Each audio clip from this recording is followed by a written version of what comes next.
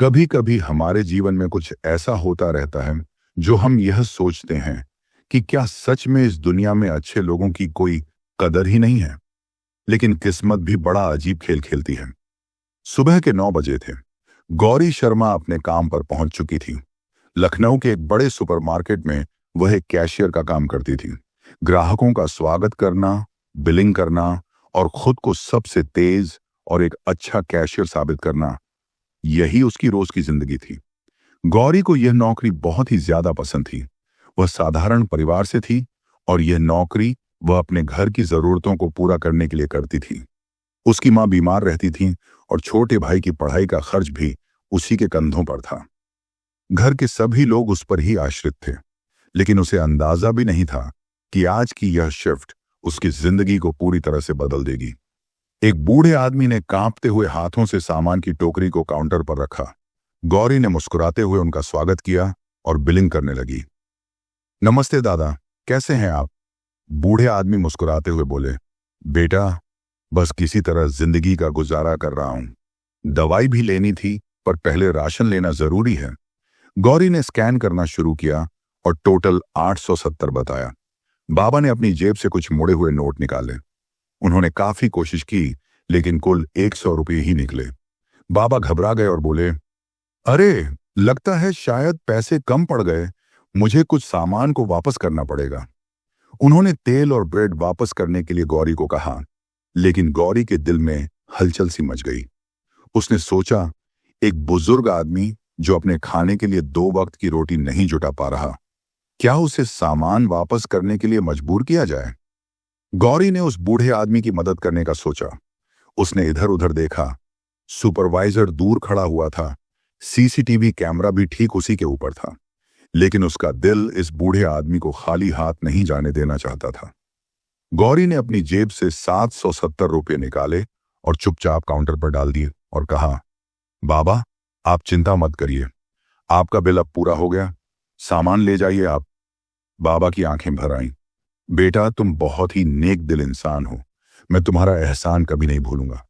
गौरी ने मुस्कुराते हुए कहा, बाबा, कोई एहसान नहीं, बस ये समझना कि आपकी ही पोती ने आपको उपहार दिया है। बाबा ने उसे ढेर सारी दुआएं दी और वहां से बाहर चले गए। गौरी को लगा कि उस दिन उसने सबसे अच्छा काम किया है, लेकिन उसे नहीं पता था कि यही उसकी जिंदगी का सबसे खराब दिन बनने वाला था। जैसे ही बाबा चले गए, सुपरवाइजर की गूंजती आवाज आई। सुपरवाइजर का चिल्लाना शुरू हो गया, गौरी, तुमने ये अभी क्या किया? गौरी घबरा गई। सर, वह बाबा बहुत परेशान थे। उनके पास सिर्फ 100 रुपये ही थे, तो मैंने अपने पैसे दिए, कंपनी के नहीं। सुपरवाइजर गुस्से से लाल हो गया। यह एक प्रोफेशनल जगह है, कोई चैरिटी सेंटर नहीं। हम यहां बिजनेस कर रहे हैं, दान देने नहीं बैठे हैं।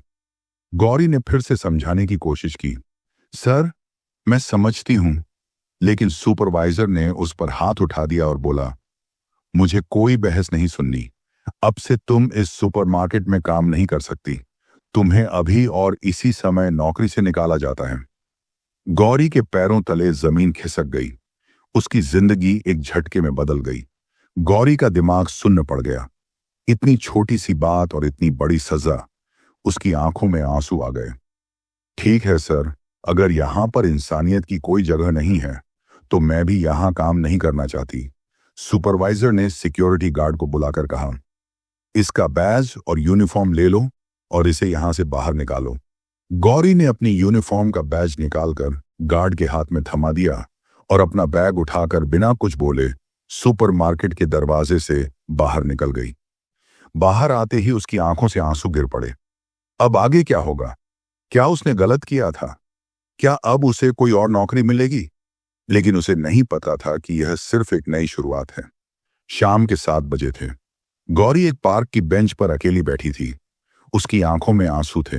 वह खुद से ही सवाल कर रही थी, एक छोटी सी मदद के बदले मेरी नौकरी चली गई।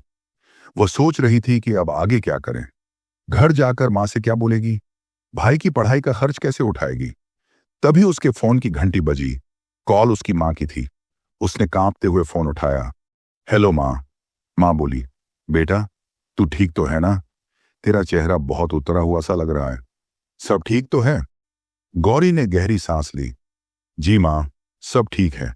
बस आज का दिन थोड़ा सा अजीब था। वो माँ को सच बताना चाह रही थी, लेकिन वह नहीं चाहती थी कि माँ चिंता करे। ठीक है बेटा, समय से घर आ जाना। मैंने तेरा पसंदीदा खाना बनाया है। गौरी ने जबरदस्ती मुस्कान के साथ बोला। हाँ माँ, बस थोड़ी देर में आ रही हूँ। फोन काटने के बाद उसकी आंखों से आंसू टपक पड़े। अचानक उसके सामने एक महंगी गाड़ी आकर रुकी। गौरी अभी भी अपने ख्यालों में डूबी थी। गाड़ी से उतरते ही एक जाना पहचाना चेहरा दिखा। वो वही बाबा थे जिनकी उसने सुबह मदद की थी। बाबा ने उसे देखा और कहा, बेटा, तू यहां क्यों बैठी है? क्या हुआ? गौरी हिचकिचाई। कुछ नहीं बाबा, बस ऐसे ही। बाबा ने गहरी सांस ली।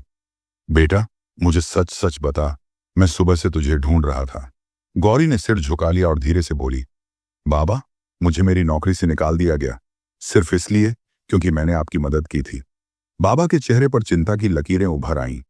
क्या सिर्फ 770 रुपए की मदद करने के लिए? गौरी ने सिर हिलाया। हाँ बाबा, मेरे सुपरवाइजर को यह पसंद नहीं आया। उन्होंने बोला कि सुपरमार्केट बिजनेस करने के लिए है, चैरिटी के लिए नहीं। बाबा कुछ देर तक चुप रहे, फिर हल्की मुस्कान के साथ बोले, बेटा, तुझे क्या लगता है तूने जो किया वह गलत था?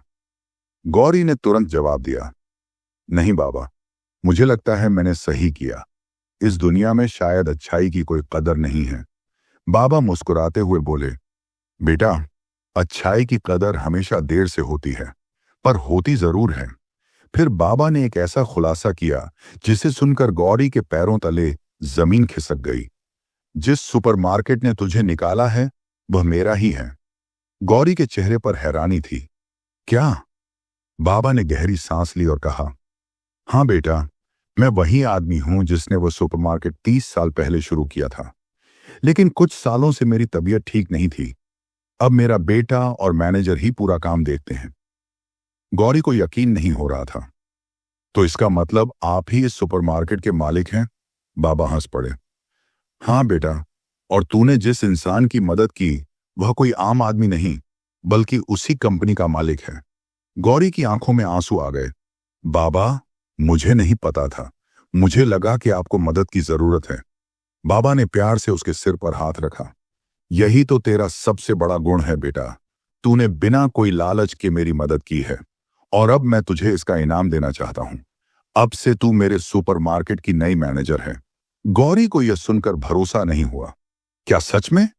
बाबा ने सिर हिलाया। हाँ बेटा, मैंने फैसला किया है। जिस लड़की को मैंने आज मदद करते देखा वही इस सुपरमार्केट की असली लायक मैनेजर बनेगी। गौरी को अब भी यकीन नहीं हो रहा था। लेकिन बाबा, मेरा तो कोई अनुभव भी नहीं है। बाबा मुस्कुराए।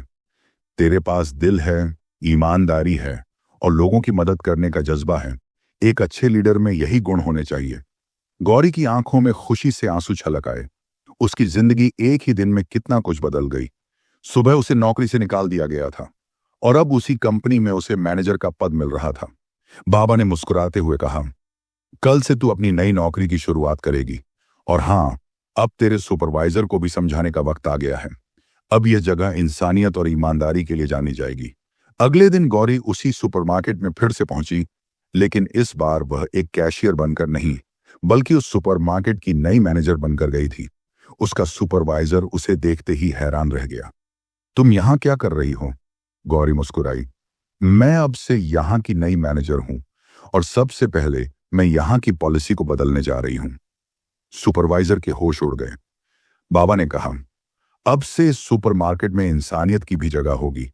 अगर कोई जरूरतमंद आएगा तो उसे इज्जत दी जाएगी, न कि धक्के मारकर निकाला जाएगा। गौरी ने गहरी सांस लेते हुए कहा, यह मेरी जिंदगी का सबक था कि अच्छाई कभी भी बेकार नहीं जाती। अच्छाई और ईमानदारी का फल देर से मिलता है, लेकिन मिलता जरूर है। गौरी की मेहनत और ईमानदारी ने उसे एक नई पहचान दिलाई। जो लड़की कल तक नौकरी के लिए परेशान हुआ करती थी, वह अब पूरे सुपरमार्केट के मालिक की सबसे बड़ी भरोसेमंद इंसान बनी। इस कहानी से हमें सीखने को मिलता है कि अगर आप दिल के अच्छे हैं और ईमानदारी से काम करते हैं तो दुनिया आपको जरूर पहचानेगी। अगर आपको यह कहानी पसंद आई हो तो इस वीडियो को लाइक और शेयर करें और हमारे चैनल को सब्सक्राइब जरूर करें और हमें कमेंट करके जरूर बताइए कि आपको यह वीडियो कैसी लगी। तो चलिए मिलते हैं आपको नई वीडियो में एक और नई कहानी के साथ।